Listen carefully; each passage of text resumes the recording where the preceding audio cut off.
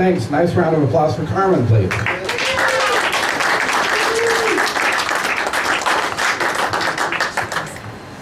I forgot to tell her I'm also the true inventor of the fist bump. So I've got 2 claims to fame. Oh, you heard me? Yeah. It was a pretty easy ride over here from Kennewick to Palm Springs, Washington. Yes. I think I've got it.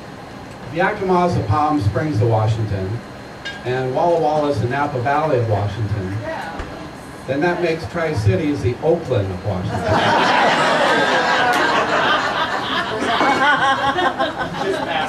And you notice I'm not insulting Oakland. If I said Pasco, then I would be insulting Oakland.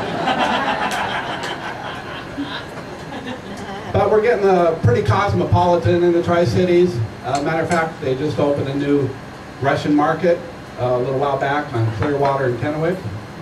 And I went in to see what they had. They didn't have a lot of stuff. They had some wormy potatoes, some organic beets and turnips, 6 pirated copies of XL97 software, and 4 used cars out in the parking lot. But they're hoping to grow their business. They've caught the capitalist spirit. As a matter of fact, next week they're planning on taking over the Ukrainian market next door.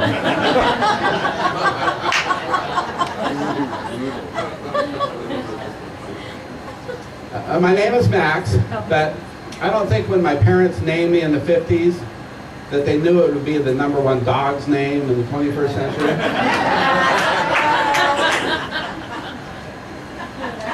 Actually, having a dog's name really hasn't affected me one way or another over my life.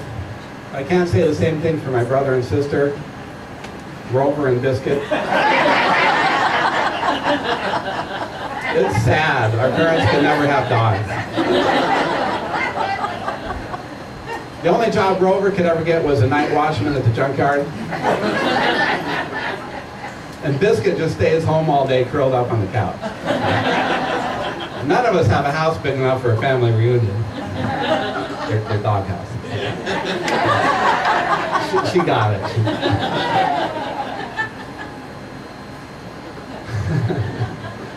But even though I have a dog's name, dogs have never liked me ever since I was a paper boy. I had a spokesman review route in Spokane, and it was like the second day on the job. I was riding my bike and I saw some dogs up ahead, and I got to them and they chased me for blocks and nipped at my heels, and this kept happening. But every time they got out, they seemed to find me somehow, like they had psychic powers, like DESPP, dog and extrasensory paperboy perception.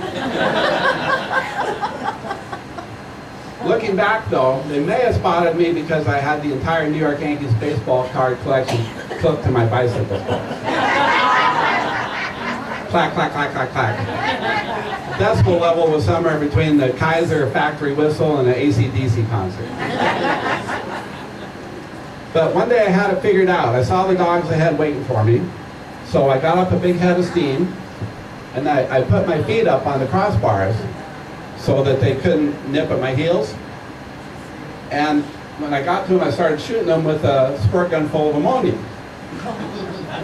I had one of those paperboy bags on, you know, the canvas bags with the pouch on the front and the back, a hole in the middle that fit over your head like a serape. Riding through those dogs, wearing my newspaper boy serape, shooting them with the ammonia squirt gun. I was like Clint Eastwood and the outlaw Josie Webb.